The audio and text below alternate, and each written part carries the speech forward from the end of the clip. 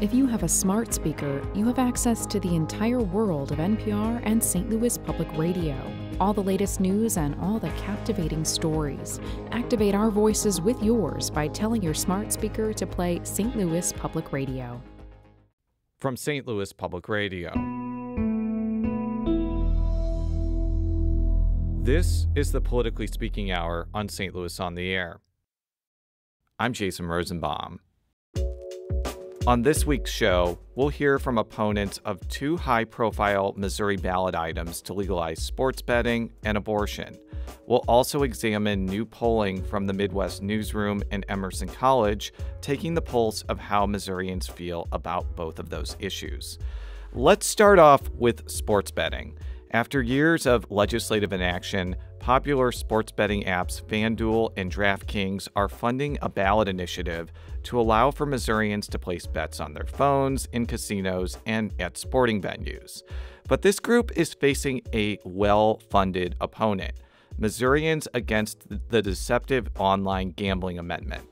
This group is contending that the measure known as Amendment 2 doesn't actually help education, and instead is about enriching the two sports betting apps funding the initiative. Much of the no-side money comes from casinos, particularly ones in Missouri associated with Caesars. Joining us now to talk about why voters should reject Amendment 2 is Brooke Foster, the spokeswoman for Missourians Against the Deceptive Online Gambling Amendment. Brooke, welcome to the Politically Speaking Hour on St. Louis on the Air. What is your group's main argument to get voters to oppose Amendment 2? Sure. Well, we are opposed to Amendment 2 because we think that it is fundamentally dishonest. And the reason why I say that is they're making promises for Missouri education. They're promising to fund in the millions of dollars. And even the auditor's own fiscal note shows that that just isn't true. There's no guarantee the money will go to education. And after, DraftKings and FanDuel can take all of these deductions, there's a very real chance that schools could be left with $0. And we'll talk about that deduction part in a minute. But can you elaborate why your group thinks that this initiative will not yield the money for education that the proponents are contending it will? Sure. So in the auditor's fiscal note, he said that this could range from $0 to $28.9 million. Our argument is that it's going to be much closer to zero.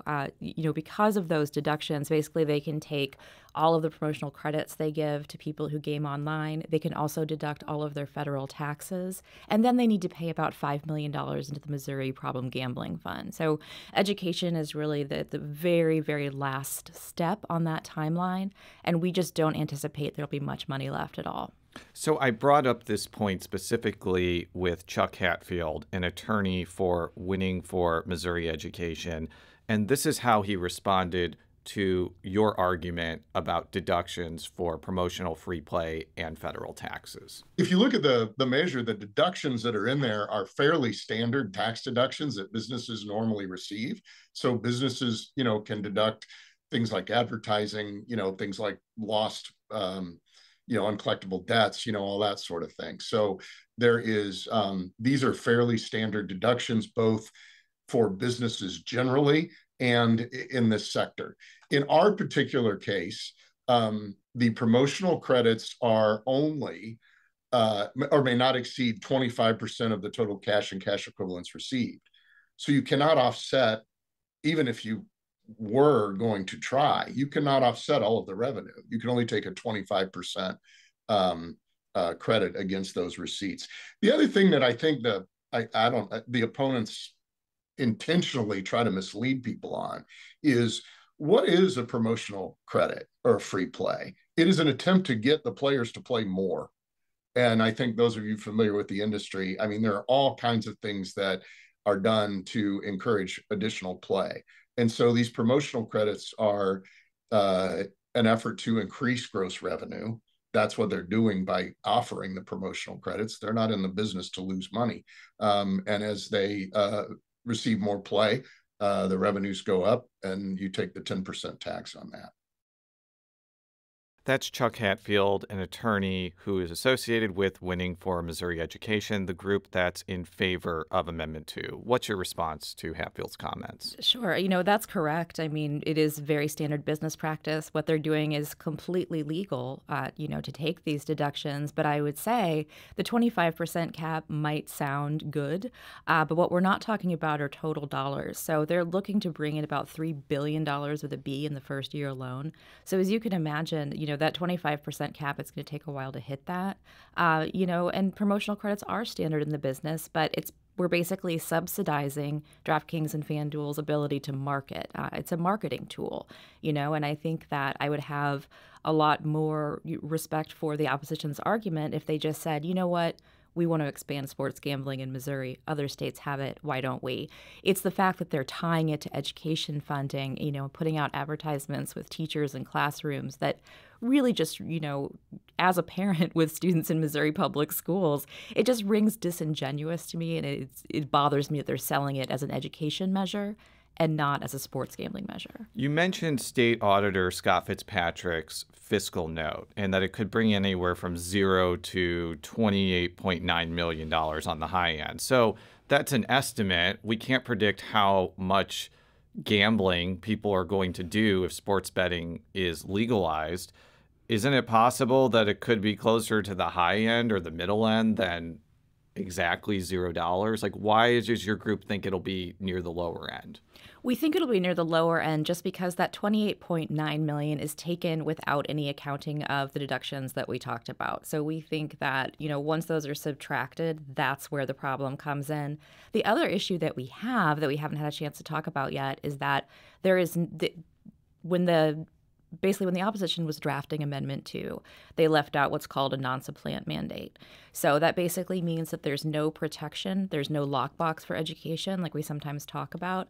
So this could kind of be, like we saw with the lottery where, yes, the money does go to an education fund, but then you can kind of play a shell game with general revenue, move money in and out. So, I think that we would have a lot more respect for this measure on its face if it actually guaranteed the funding was going to education, but it does not. Now, as you noted, Amendment 2's pro side is being funded by two of the biggest sports betting app companies, DraftKings and FanDuel's. I mentioned to Jack Cardetti, who you're about to hear in a minute, because I believe the amendment only allows for two sports betting apps. My dream of starting Rosenbets in Missouri is probably not going to happen. But your group is being backed by Caesars affiliated casinos. And I asked Jack Cardetti of Winning for Missouri Education about how casinos could benefit from this proposal. And this is what he had to say. Yeah, I mean, this is a really simple issue. Missourians, once Amendment 2 passes, Missourians are going to be able to make sports bets at any of Missouri's casinos.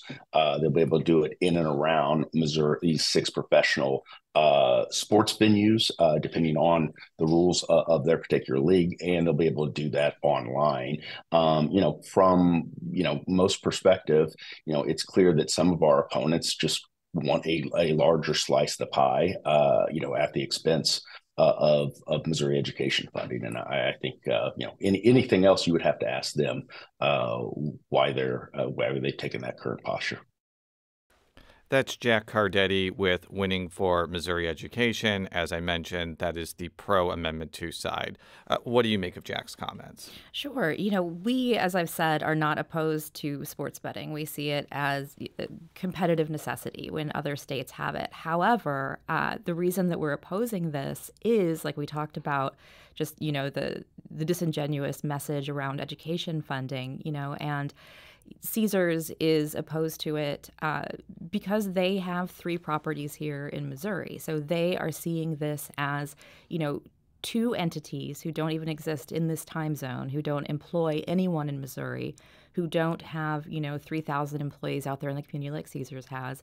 They are seeing this as out-of-state entities extracting value from Missouri without giving a lot back.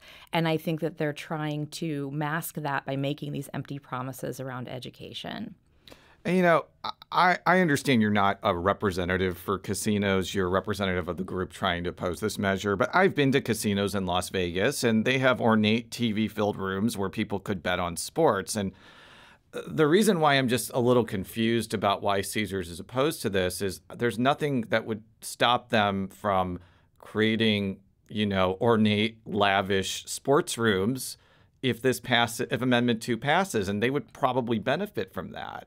So why exactly does Caesars have such a big objection to this that they're willing to spend millions of dollars to try to defeat it? Yeah, I mean, I think the issue is certainly nuanced, and it goes back to there not being any sort of investment by these companies in Missouri. And yes, you certainly can go to a casino to play sports bets. The weather's about to turn. You can also play sports bets in your pajamas at home. And so, that's one reason that the AFL-CIO and Unite Here, labor unions that represent casino workers, hospitality workers, are also opposed to this measure, because they do feel as well that it might, detract from folks actually going and spending money within that local economy. Do you think the fact that your group got so much money from casinos makes it harder for you to argue perhaps the most salient reason to vote against Amendment 2, that sports betting is destructive and addictive and could lead to people being financially ruined by gambling? It's not an argument that we make just because we're not sort of taking a moralistic stance or a values-based stance on gambling. People are more than welcome to have their own viewpoints on that, and they certainly do. I think that as a competitive business standpoint, we see this as, states on all of our borders having legalized sports gambling, and so it does put Missouri at a competitive disadvantage. However, we think that voters should be a little more patient and not vote on something that will be enshrined into the Constitution, very difficult to change, and do absolutely nothing for education. These companies are raking in billions of dollars. They can do better than give $0 to Missouri schools. Back in 2022, there was a fairly significant opposition campaign for adult use marijuana, and it was primarily centered around this amendment would create a monopolistic system that benefited political insiders. But it passed because people wanted to buy legal cannabis, and I don't really think they cared about the details. Are you concerned that a similar dynamic may happen here, where people who really want to bet on sports are going to vote for Amendment 2, and they don't really care about some of the concerns that you're bringing forward here? That's absolutely a concern, and that's why we've been doing so much education around the state just about what this measure does and does not do. So, we understand that for some folks, this is a really, fun form of entertainment that they can pair with watching sports. However, we think that, Missouri deserves to get a better bargain out of this deal. And right now, we're getting absolutely nothing. So while we understand that people want to do that and they might just, vote on it based on that, that's why we've been working so hard and talking with folks all over the state, talking with educators. We just got the endorsement of the AFT Missouri, so the largest teachers union with unionized teachers in St. Louis and in Kansas City. They oppose this because of the dishonesty. So, it is an uphill battle, but it's one that we're willing to wage. You mentioned investment or a lack of investment by DraftKings and FanDuel here. It has been, I don't know this because I don't particularly like going to casinos, but the Casino Queen in Illinois is now like the DraftKings at Casino Queen. Isn't it possible, if this passes, that FanDuel and DraftKings could make significant investment in the state in order to promote the fact that they are now available here? That's a future scenario that I can't really speak to. And again, we're not opposed to either of those companies, coming here, making an investment like that. But we do know what we've already seen. And that was also in 2022 when sports gambling was legalized in Kansas. When the Chiefs were in the Super Bowl in 22, there was $194 million bet on that game in one day. Kansas saw $1,100 from it. So we think that disparity is laughable and also a really, really bad way to set up, quote unquote, education funding. If you could craft a better sports betting initiative, if you could wave your sports betting magic wand and say this would be a better deal and a better source of revenue for Missouri, how would you craft it? I don't want you to get intricate in the minutia here, but what would have been a better proposal in your eyes? Oh, of course. So a better proposal, first of all, would have had that non-supplant mandate. It would have had it would have guaranteed that the money promised to education goes to education. So right now, that doesn't exist. So to us, that is one of the most glaring flaws in this initiative. We would also like to see, the tax on sports gambling be higher. Just anything that could be in this measure that would actually be helping Missourians and really be making good on the promises that the yes side is making. Because right now we're not seeing that, and that's why we're opposed to this measure. Well, we need to talk about the reason this is even on the ballot in the first place. And that's because there have been efforts to try to pass this through the legislature, but all of those efforts failed because bills became intertwined with efforts to legalize video lottery terminals. Now, the person who was kind of the main instigator of this, State Senator Denny Hoskins, a Republican from Warrensburg, is leaving the Senate, and he might become Secretary of State, which does not really have direct power over this issue. But how much confidence can voters have that if Amendment 2 fails, like the legislature is actually going to be able to pass something, given that there could be another Denny Hoskins that pops up and blocks sports betting for the next 2 to 200 years. Right. I mean, it's sort of tough to say, what the future holds as it pertains to who will and will not be in the legislature.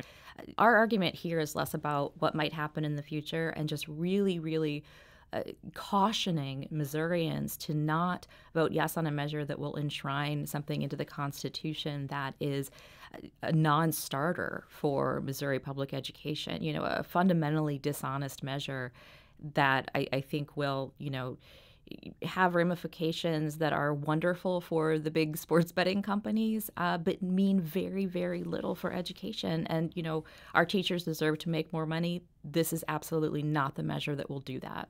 We've mentioned the sports betting apps and casinos who are on either side, but we need to mention that the Major League sports teams support this measure too.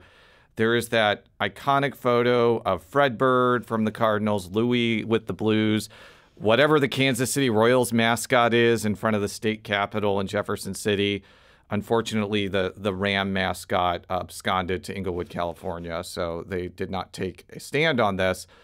The sports teams are major investors in Missouri. They seem to like this. Is that something you think could be appealing to voters, that the sports teams are for this? I think so. I mean, I think that, sports teams, obviously, we love our Cardinals, regardless of how they may or may not have played this past season. It's a very, white hat organizations. But let's be honest, those are businesses, and they stand to make millions and millions and millions of dollars off of this. At a time when the Chiefs are thinking about leaving, when the Cardinals want to build a new stadium, this is a moneymaker for them. This is not, I will say, as a parent, I was a little bit offended by seeing those costumed mascots walk out with the ballot boxes. I mean, I think that it's time to sort of, draw a line between what we're promising for, kids and, families and what we're actually doing for businesses. And I think conflating the two is just a dishonest way to craft a measure and run a campaign. Brooke Foster is a spokeswoman for Missourians Against the Deceptive Online Gambling Amendment. We had the proponents of Amendment 2 on the Politically Speaking Hour earlier this year, and you can find that conversation at stlpr.org or wherever you find your St. Louis on the Air podcasts. Brooke, thank you so much for joining us today. Thank you, Jason, for having me. I really appreciate it. Coming up on the Politically Speaking Hour on St. Louis on the Air, we'll speak with an opponent of Amendment 3, the measure to legalize abortion in the state of Missouri. This is the Politically Speaking Hour on St. Louis on the Air.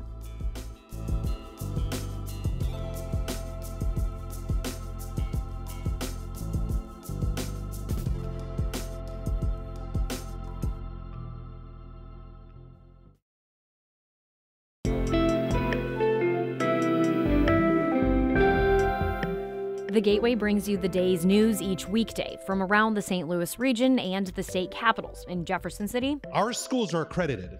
We don't need this bill. And Springfield. How many more years must pass before lawmakers see time is of the essence? I'm Abby Larico. Join me each weekday for The Gateway on the STLPR app or wherever you get podcasts.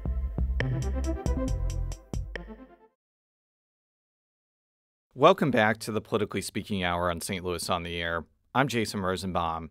Moments after the United States Supreme Court struck down Roe v. Wade in 2022, Missouri became the first state to ban abortion with the exception of medical emergencies. Galvanized by that ban, a group called Missourians for Constitutional Freedom kicked off an initiative petition campaign earlier this year to enshrine abortion rights in the state's constitution. They gathered enough signatures and maneuvered through legal fights to place what's known as Amendment 3 before voters. If passed, Amendment 3 will place language in the Missouri Constitution protecting the right to an abortion, and therefore will allow judges to strike down the state's abortion ban and other abortion restrictions. Even though Amendment 3 supporters have more money and scores of volunteers, opponents of the abortion legalization measure are hoping to convince Missourians to vote no on November 5th. Stephanie Bell is with Missouri Stands with Women, a group formed to defeat Amendment 3. The attorney from Central Missouri joins us now in studio. Stephanie, welcome to the Politically Speaking Hour on St. Louis on the Air. Thanks for the invitation, Jason. What is the core argument your group is making against Amendment 3? Well, it's a radical amendment funded by outside interests out of the state of Missouri. As you've already mentioned, they have millions of dollars flooding into our state, and there's really a number of core arguments. First of all, as a mother, we have concerns about the amendment stripping away parental rights. Certainly, we have additional concerns about protections for the unborn, but more than that, healthcare protections for women as well. There's also additional provisions within the measure, like the provider immunity clause, that regardless of whether you're seeking an abortion or whether you're trying to bring a pregnancy to term, that it provides immunity to those who might injure you. There are lots of provisions within this that would be enshrined into our Constitution that I think are causing lots of Missourians very real concerns. And we'll get to some of those concerns individually. But before we do that, I want to play this clip from State Senator Jason Bean. Bean is a Republican who represents counties in southeast Missouri who voted for Donald Trump by upwards of 70 or 80 percentage points. And I asked him in July about whether his constituents think that Missouri's current abortion ban goes too far. I hear a lot of the same things that you're saying. I hear that out in the community. I hear that all over, to be honest. So, yes, I think exactly what you just said, not having some of those exceptions, I fear that's going to pass. I think it will. That was Senator Jason Bean of Dunklin County. Stephanie, if Bean is hearing from people in one of the most Republican parts of the state that Missouri's abortion ban goes too far, isn't that a sign that Amendment 3 may have a solid chance of passing? Well, I think, Jason, that we've all seen the public polling, that right now it is polling in a way that people expect it to pass. What I think we've also seen is that as people become more educated about what's actually in the amendment, that the amendment is losing support as people become more educated. Not only are we seeing that in Missouri, but in other states where they are pushing these radical abortion up until birth measures. I think what we're really hearing there from Senator Bean is that there are folks out there that would support tweaks. And I'm going to, tweaks to the existing pro-life laws. And, you heard him mention exceptions, whether it's a rape exception, incest exception. There are people who want exceptions for fetal abnormalities. Those are tweaks to something that is now legislative. If you support those tweaks, you could elect officials, you could lobby the legislature to have those tweaks made to current law. I think and so I think both things can be true. I think, there could be a majority of Missourians right now who maybe are slightly to the middle of where Missouri's laws are, but that they are vastly in opposition to Amendment 3. And I think that's what you're seeing. And I think the other concern we have is, okay, so Amendment 3 passes. This is enshrined in our Constitution. If at that point we have Missourians out there who say, you know what, I think this amendment needs some tweaks. Maybe you should have to have a doctor in order to perform an abortion or to prescribe an abortion pill, which is not a requirement of the constitutional amendment. But maybe we find out that's a really bad idea and we want to tweak that.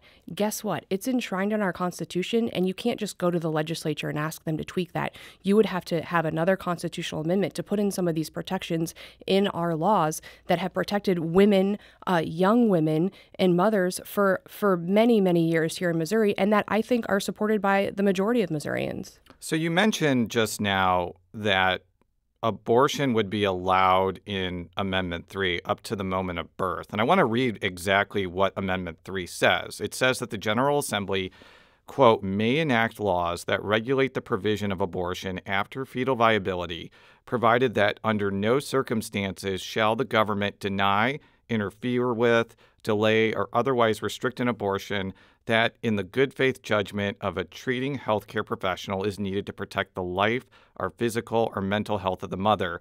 And then fetal viability is defined when a healthcare professional determines that a fetus could survive outside of the womb without extraordinary medical measures. So based off this language, how would abortion up to the moment of birth be allowed? Well, for example, the Ohio measure actually said that the legislature could go in and prohibit abortion after fetal viability. Our measure does not do that. It's much more radical than even what was passed in Ohio. And what we're seeing here is essentially what that says is, well, I think what they wanted it to say is you should have a doctor's note. Actually, it doesn't even say you have to have a doctor's note. It just uses healthcare professional, which is much more broad than just a doctor's note. And what we know with respect to other items, let's talk about prescription drugs where you need, a prescription, essentially a doctor's note. When you needed medical marijuana, before you were able to obtain medical marijuana, where you needed a doctor's note, that really wasn't a significant barrier to those items. And I don't think it's going to be a significant barrier post-fetal viability for individuals seeking abortions well into the third term.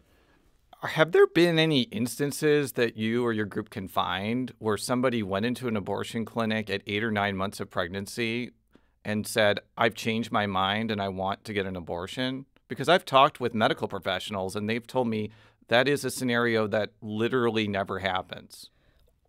In Missouri, currently abortion is prohibited. And there we're talking about before abortion was illegal in Missouri, but continue. So I think that is a real fear should this amendment pass, because there's nothing in the law that would prohibit that. Well, I mean, I guess I would also ask, because currently in Missouri, there is a medical emergency section, Correct. But there isn't a week limit. So you could make an argument that Missouri already legalized abortion up to the moment of birth. What would you say about that? I think what we see here is the exception there is much more broad than what's in Missouri's existing law. And it not only talks about someone's physical health, but also mental health. And there are no definitions for what those items are. Right now, Missouri has a definition for what's a medical emergency. What would cause a woman in the eighth? I mean, being pregnant is a stressful thing. I've had 3 children of my own. It is stressful mentally and on your mental health. So at what point can you say, this abortion, it's financially stressful, it's stressful for my relationship, it's causing me mental health issues such that I need an abortion in month 8. And the amendment doesn't define that. I have actually spoken with State Senator Andrew Koenig, who handled the law banning abortion in the Missouri Senate in 2019. And I asked him what would happen if there was a abnormality that would result in the baby dying immediately after birth under the current Missouri abortion law. Here's what he said. It's actually very common to have misdiagnoses at that point in time when they're doing those kind of diagnoses in the womb, and so a lot of times, it's not completely accurate. We do have an exception for a medical emergency for the life of the mother. There's situations like a tubal pregnancy where there's the baby is certainly going to die and it would actually kill the mother in that circumstance. And so we still allow for abortions at any point in time if the mother's at risk. But what would happen if the mother's life was not at risk, but it was very clear that the child was not going to survive after he or she was born? Yeah, we still prohibit abortion in those cases. That was Senator Andrew Koenig, a Republican from Manchester, who handled the current law banning abortion in Missouri. So just to add on to that point, I think it's possible a doctor would say that a woman's life isn't in danger when they initially find that a baby will die if they're born. But it's definitely possible that carrying that baby to term could result in health problems that could be life-threatening for the mother. How is that part of the current law not intensely problematic? Well, I think you said, I think just what you said, where, if at the point it becomes a medical emergency for mom, then certainly our existing law would allow a doctor to treat that mother. I mean, that medical emergency is there. As long as it's not a medical emergency, the current law does not address that issue. And I think Senator Koenig had the right interpretation there. Of course, he was the author. But I think, again, of course, one of the initiatives that was on the table early on in this process, one of the Jamie Corley initiatives, I believe, had exceptions for fetal abnormality. And I would go back to, if that's an exception people would want, that's something that could be added to Missouri law legislatively now. Again, that's a tweak that could be made in the legislature that folks who want could go in and advocate for. I haven't seen that. But once we enshrine this in our Constitution, any sort of those tweaks that we determine later, hey, actually there's support for, doing these things not via telehealth, or doing them, in person in an office, or requiring a doctor to perform these things, not allowing these abortions to occur, or medications for abortions to be prescribed on buses. Any of those tweaks that we decide later, hey, we think this is a bad idea, it's going to be very hard to make any of those changes. And in fact, I think we would have to go forward with another constitutional amendment, which, what is the total of their campaign now? They've spent $20 million, something like that. I think I checked, and over the $5,000 donation mark, they've raised about $23 million since the beginning of the year. But before we ask the next question, what do you mean by abortions being performed on buses? So we saw at the DNC this year, there was abortion buses traveling, I think, to the DNC. What we know is those buses came from St. Louis. And what we know is Missouri, should Amendment 3 pass, would be the southernmost state with abortion access. And in that case, these buses could just sit along the southern border of Missouri, and Missouri would essentially be an abortion sanctuary state. Right now, that state's Illinois. And what Illinois found was, after Dobbs, they saw let me get my stats right here. They saw, I think, a 20% increase in abortion since Dobbs. 17,000 patients from other states sought abortions in Illinois. That was a 49% spike in out-of-state patients. And now folks won't have to go to Illinois, because we will have those buses in Missouri, and Missouri will become that state that folks traveling from southern states will come up to get an abortion. Now, they're not performing. So what they were performing in the buses was, I believe, vasectomies, and they were prescribing abortion pills. We're talking with Stephanie Bell, who is with Missouri Stands With Women, a group formed to defeat Amendment 3, the abortion legalization measure. One of the concerns I've heard from doctors is, yes, Missouri does have a medical emergency exception, but they are worried and concerned that if they have a situation where they think a woman's life or permanent health could be in danger, they would have to consult a lawyer before doing an emergency abortion. And therefore, they would probably send the patient to, say, Illinois or Kansas rather than take the risk. What would you say to that concern from medical professionals, including a number of whom have endorsed Amendment 3? I would be really concerned for any doctors. It's not a medical facility that I would personally want to visit, because if a medical professional was unsure of what their authority was, I would hope that, should that become, once that law was in place, they should have their own lawyers that are advising their doctors of what's appropriate and what's not. And ultimately, we're concerned about protecting women's health. You mentioned earlier in our conversation that you say that Amendment 3 would shield doctors from being sued at all for malpractice. And again, I want to read the actual text of what you're talking about. No person shall be penalized, prosecuted, or otherwise subjected to adverse action based on their actual potential perceived or alleged pregnancy outcomes, including but not limited to miscarriage, stillbirth, or abortion, nor shall any person assisting a person in exercising their right to reproductive freedom with that person's consent be penalized, prosecuted, or otherwise subjected to adverse action for doing so. I mean, you're a lawyer, I'm not, but I don't see anything in there that says if a doctor or medical professional seriously injures a woman during an abortion that they couldn't be sued. Where do you get that interpretation. It says they can't be otherwise subjected to adverse action. I mean, adverse action is a civil suit against you. And so, and I think the really scary part about this is it's not just limited to abortion. So if you go back to, that second sentence, it says anybody exercising their right to reproductive freedom. So if we go back to the definition of reproductive freedom, it's not just those considering an abortion. It's those considering prenatal care, childbirth, postpartum care. So I want that baby. I have a healthy baby. I go in, I'm engaged in childbirth and postpartum care. If that doctor is assisting me in any of those functions and they're assisting me, it says can't be otherwise subjected to adverse action. And I think that's a real concern for anyone, whether you are, intending on starting a family or not.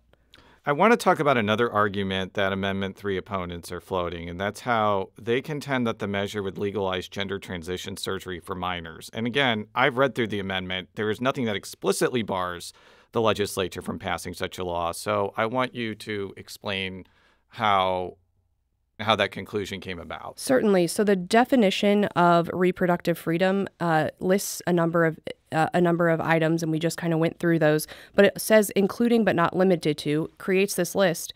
And so the idea is that it could be expanded beyond just those enumerated items. I think this was an issue that was brought up in Ohio. The language of reproductive freedom was very similar in Ohio. This measure, I don't think, was even drafted at the time this issue came up in Ohio. Folks in Ohio said this covers transgender care. Really easy for those in Missouri who want to say, nope, it doesn't. We don't want to include transgender care. You could just add a sentence on the end of there that says reproductive health care does not include gender-affirming health care, or whatever term you want to use. That was a choice that the proponents of this measure made not to include. I would also say that I saw Mallory Schwartz, who's with Constitutional Freedom, on a different program, and she was specifically asked, hey, these folks are saying it covers transgender surgeries, it covers other things, and all she would say is, those are distractions. Amendment 3 is about freedom. At no point did she deny that after this amendment passed, that minors would be able to seek transgender care without parental notification. Why wouldn't she just come out and say, nope, it's not in our amendment? They're not saying that. And if you look at to the folks that are pushing these measures, not just in Missouri, but around the nation, those two items are synonymous for them. And I think it was an intentional choice by them to not carve that out. And I think that is the real effect of this amendment. The Kansas City Star wrote an article examining this claim, and they quoted University of California Davis law professor Mary Ziegler, who said the following: I've never seen anyone argue that gender-affirming care is reproductive health care, in part because gender-affirming care doesn't really, I guess you could argue it makes people unable to reproduce, but it's not something that an obstetrician gynecologist would deliver. What do you make of that quote? Well, I have a screenshot here from the National Women's Law Center where the headline is reproductive rights include bodily autonomy for trans and intersex youth. So this claim is being made. Those things are being said. And the ACLU, who has been pushing and litigating this issue in many states, including Ohio and others, they wrote an article saying the intertwined future of attacks on abortion and gender-affirming care. And to quote them, they said, you are the rightful author of your own life story. Both abortion and gender-affirming care give us the freedom to determine our own paths. So this is not something that we are putting words in their mouth. This is what they are publicly saying on the internet. But some forms of gender-affirming care do not affect reproduction. Like, for example, if you get top surgery but not bottom surgery, you can still reproduce. So because the entirety of gender transition surgery doesn't affect reproduction, isn't it a stretch to say that it equates to reproductive health care? I don't think it's a stretch to think that that's what we are going to see as a court argument from the ACLU. Again, on this article from the National Women's Law Center, they say protecting the right to self-determination of gender identity and bodily autonomy is part, and they use a different term here, reproductive justice. And so when they're talking about gender-affirming care and transgender issues, they talk about it in those terms as either reproductive freedom or reproductive justice. So again, these are not words that we are coming up with. These are words that they are using on the internet themselves. And again, they could have just simply carved it out in the measure, and they made an affirmative choice not to do that. I want to read you a quote from St. Louis County Attorney Bridget Dunlap, who's a supporter of Amendment 3, that she wrote in the Missouri Independent. Dunlap wrote that the abortion rights opponents don't believe the things they're saying about Amendment 3, and this will be proven as soon as it becomes law. They will flip-flop completely, just like their compatriots in Ohio did, in order to argue that Amendment 3 actually did next to nothing to bar them from enacting and enforcing the kind of endless obstacles that made it nearly impossible to have an abortion in Missouri, even before the Dobbs decision. What do you say to that? I think a lot of this is going to play out in court, and that's what we're seeing. And you just heard me say, I think that's what they're going to argue. I think that proponents of this measure are going to use this measure to argue that it covers transgender surgeries. Certainly, there will be people in the pro-life movement who say that it doesn't. And I think this is going to be tied up in court for many years, but we're going to be constrained by what we've now potentially enshrined in our Constitution.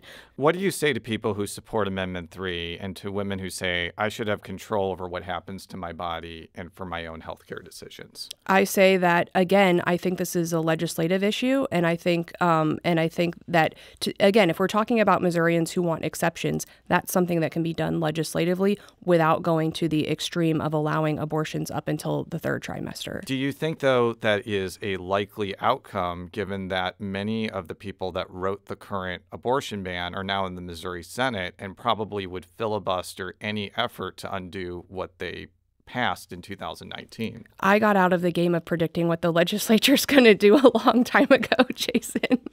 I mean, if we could predict what the Missouri legislature could do, we probably would be own several Ladue mansions by now. That's right. But thank you so much for being here. Stephanie Bell is with Missouri Stands for Women, a group seeking to defeat Amendment 3. We interviewed representatives from Missourians for Constitutional Freedom earlier this year. You can listen to that conversation wherever you find your St. Louis on the Air podcast. Stephanie, thank you for being here. Thanks, Jason. When we come back, we'll talk about the latest polling about how Missourians feel about sports betting and abortion. This is the Politically Speaking Hour on St. Louis on the Air.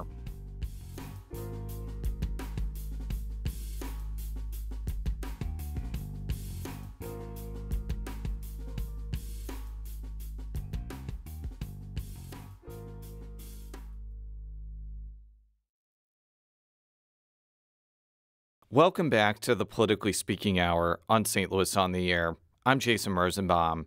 We heard earlier in the show from opponents of ballot initiatives legalizing sports betting and abortion. And both of these issues were the subject of an Emerson College poll that was sponsored by the Midwest Newsroom. While these numbers are merely a snapshot in time and not necessarily predictive of what will happen on November 5th, they do provide a baseline of sorts about how Missourians are feeling going into this critical election. Here to talk about the poll and its results is Daniel Wheaton, a data reporter for the Midwest Newsroom. Daniel, welcome to the Politically Speaking Hour on St. Louis on the Air. How's it going? It is going well. Before we talk about the results of this poll, tell me why the Midwest Newsroom and Emerson College decided to focus on issues in places like Missouri rather than specific races. Yeah, so we figured that the national scale and, what is going to happen in November is well covered by a number of pollsters across the U.S. So we wanted to have something that would provide a little bit more context and also have some shelf life beyond just the election. So that's why we asked all of the editors and news directors across the 4 states that we cover the issues that they wanted to know, what the opinions were on everything from Ogallala Aquifer in Kansas to access to child care in Nebraska to abortion and sports betting in Missouri, just to get a sense of what is the baseline of support, because when polls don't happen, we just don't have that information. So this is the first time questions like these issue-based questions have been asked in this way across these 4 states.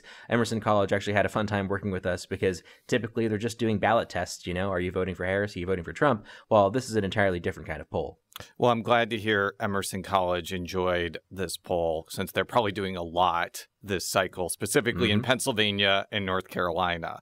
But let's start on sports betting, though, in Missouri. One of the surprising things about this poll was that 39% of respondents thought legalizing sports betting was a bad thing, with 36% saying it was a good thing, 25% having no opinion. And I got to be honest, this was not the result I was expecting. But perhaps it's just because I know a lot of people that really want to bet on sports. What can you say about these results? Yeah, so for all of this, I went into the crosstabs looking at the demographic information. And because our sample wasn't perfect, we don't have a ton of racial data here, but we do have education, age, and of course gender, and whether people voted for Trump or Joe Biden in the past election. And looking at this one, I think this is the messiest result in the entire poll. It's absolutely all over the place.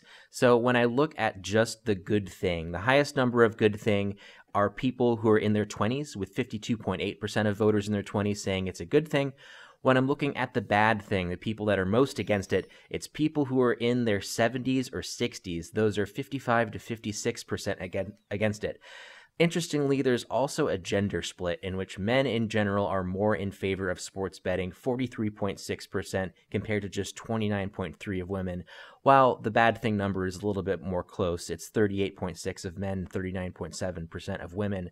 But when I look at the unsure no opinion, it's pretty high. It's in the 20s with a couple spikes with people who didn't vote, people who have an education of high school or less. Those are the most undecided. But when it comes to political trends or even age, it's so random. I think, like I said, this is the messiest scatter plot that I've made of the many plots I've made in the past week.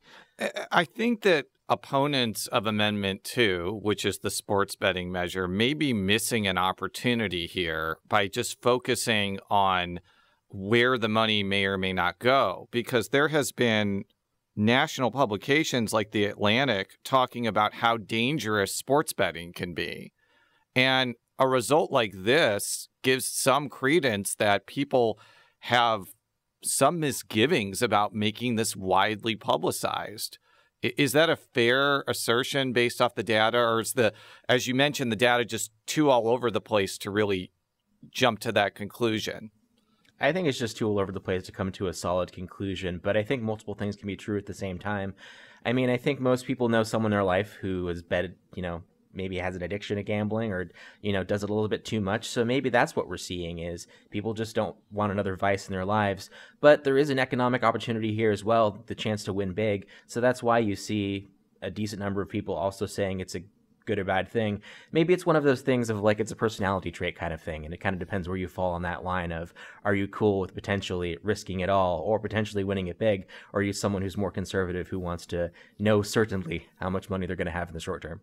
Well, let's move on to abortion. Your poll found that 56% of respondents found the current abortion law in Missouri, which bans the procedure with exceptions for medical emergencies, is too strict. What more can you tell us about these results? Yeah, so top line, 56% say that it's too strict. 34% say it's about right, and 10% say it's non-strict enough. You look at the crosstabs, and this follows the political trends you'd somewhat expect. It's Democrats and people who voted for Joe Biden who believe that the current status quo is too strict, with 66% saying so. But you look at the other side of people who believe it's not strict enough, it is a minority view, with, interestingly, the highest number is people in their 20s who believe that it's not strict enough, but that's just 21%. So we're talking about a crosstab here, so the margin of error gets bigger. So this isn't saying exactly 1 in 5 20-year-olds believe this, but it's a significant portion, enough to come up in this poll. And you look at the about right number, that's where you see it being relatively in the middle of 30s, 40s across the board. The highest number of people who say that it's about right are Republicans, 54% of Republicans and 53% of people who voted for Donald Trump. But overall, it is kind of in the 30s to 40s percentage-wise when you kind of slice it down by age and education. And for the respondents who felt that the law is too strict, do you happen to have numbers about Republicans who feel it's too strict? And that may seem counterintuitive because, as you mentioned, most Republicans probably support the current abortion law in Missouri. But there have been other polls showing anywhere from 20 to 30% of Republican respondents supporting Amendment 3, which would legalize abortion. And I'm interested to hear what your poll found out about if the current law is a bridge too far for Republicans. Yeah, it's 7% of Republicans say that it's too strict, and that's 6% of people who voted for Donald Trump. So there is some opposition within the Republican Party of the status quo, which is notable, even though it is a single-digit number. It's small, but given that the state is a Republican-dominated state, the only way I see Amendment 3 passing is if Republicans who supported Trump and may support Trump again vote for Amendment 3. there's really no other way to pass a ballot initiative in Missouri without getting Republican support. But it does seem like the overall number, saying that it's 56% say it's too strict, provides some hope for Amendment 3 proponents, given that Republicans aren't the only people that vote in these elections. Is that a fair assessment as well? Yeah, I'd agree with this. This is a very divisive issue, and I think people are kind of very decided on where their line of abortion access is. And given that majorities say that it's too strict within this one poll, it's a sign that maybe things will expand in Missouri in the coming years, if not on this amendment, perhaps one in the future. But there's enough political movement for that to happen. I mean, we saw it in Kansas as they defended abortion rights within their state. So it's possible something could happen in Missouri as well. Daniel Wheaton is a data reporter for the Midwest Newsroom. Daniel, thank you very much for being on the show. Thanks. More reporting from St. Louis on the Air's team is available at stlonair.show. Support for the Politically Speaking Hour on St. Louis on the Air comes from the Sue and Lynn Schneider Charitable Fund. St. Louis on the Air is a production of St. Louis Public Radio. Thank you for listening. I'm Jason Rosenbaum.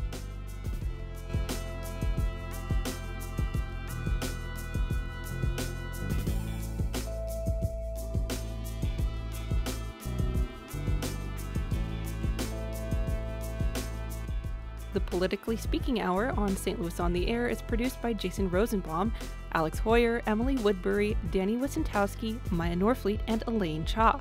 Audio engineering and sound design by Aaron Dorr. The politics editor is Fred Ehrlich. St. Louis on the Air is a production of St. Louis Public Radio. Understanding starts here. Do you find yourself regularly listening to episodes of St. Louis on the Air? Suggest us to a friend you think might enjoy our conversations. And leave us a review and rating on Apple Podcasts on the App Store. It's the simplest way to help people discover our show. Thanks. St. Louis Public Radio is a member-supported service of the University of Missouri St. Louis.